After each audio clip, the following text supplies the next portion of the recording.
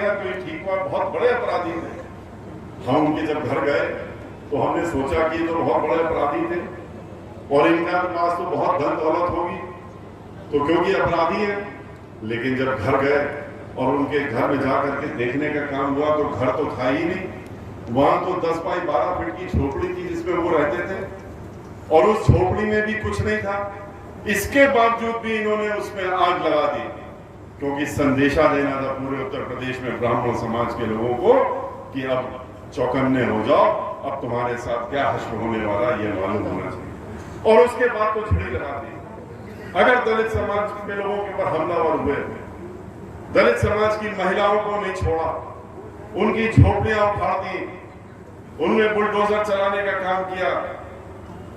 पंचायत के चुनाव के दौरान में किस तरीके से सरेआम चीरहरण करने का काम किया, किस तरीके से हाथरस में पूरे देश ने देखा, पूरे विश्व ने देखा कि किस तरीके से दलित समाज की बेटी के साथ में पहले तो बलात्कार किया और बलात्कार करने के बाद जब वो उसकी जान चली गई तो उसके बाद उसके मृत शरीर को भी उसके घर वालों को नहीं दिया।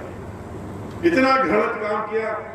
उनकी माँ बाप रोते रहे, भाई बहन चिल्लाते रहे, चीखते रहे, लेकिन उत्तर प्रदेश के मुखिया वहां लखनऊ में बैठ करके और वहां से निर्देश दे रहे थे कि हम देख रहे हैं कि क्या हो रहा है। टेलीविजन के सामने बैठे हुए जिला मजिस्ट्रेट को आदेश हुआ कि तुम स्वयं वहां खड़े रहोगे और खड़े रह करके जब तक कि उसके दाह संस्कार तुम खुद नहीं कर लेते हो, तुम्हारे अधिकारी नहीं कर लेते, तुम वहां से नहीं हटोगे और किसी भी प्रकार से इसका शरीर उनके घर वालों को नहीं मिलना चाहिए।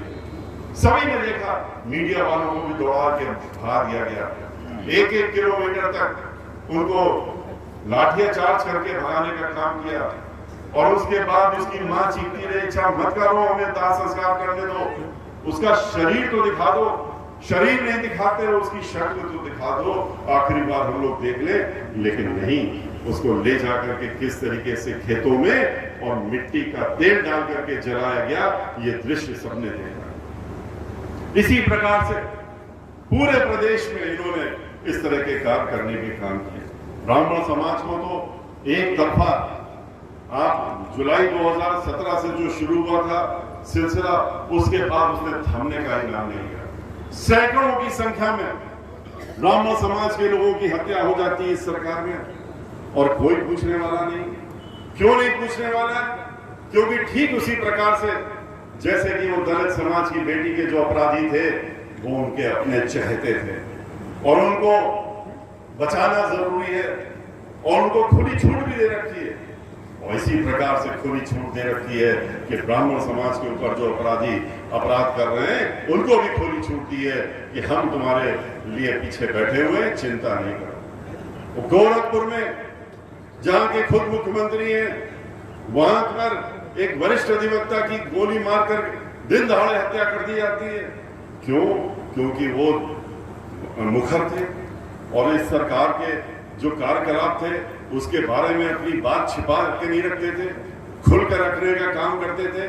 उनको धमकियां मिली, धमकियों से नहीं डरे, मार दिए गए। इसी तरह से इलाहाबाद में एक अधिवक्ता को इसी प्रकार के थे, वो भी लखनऊ में भी थे, उनको दिन दहाड़े मार दिया गया।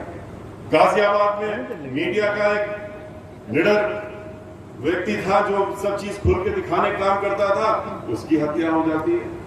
लखनऊ में तो एक एप्पल कंपनी में कार्य करता था, ब्राह्मण समाज का था, ब्राह्मण लोगों के बीच में अपनी कमाई का पैसा लगा करके दलितों के बीच में भाईचारा बनाने का काम करता था। उससे नाराज हो गए, इतना नाराज हो गए कि उसकी गाड़ी रोकी और रोक करके बस नाम पूछा कि तुम वही तिवारी हो, और तिवारी जैसे ही उसने बताया कि हम मेरे तिवारी हैं, उसको गोली मार दी और उसकी हत्या कर दी। इस तरीके से कानपुर के किस्से के बाद इसके पहले कितने लोगों की हत्याएं हुई?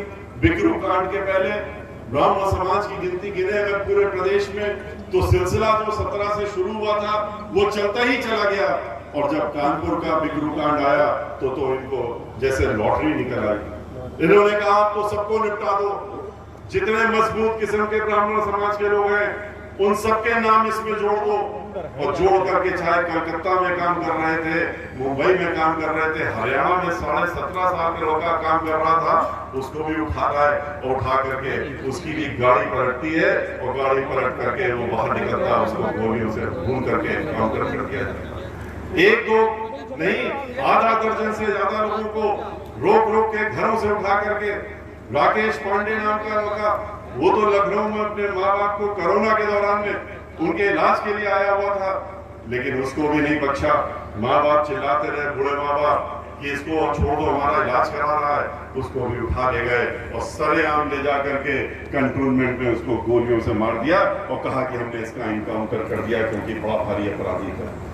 कानपुर के नाम पे कितनों की हत्या करी,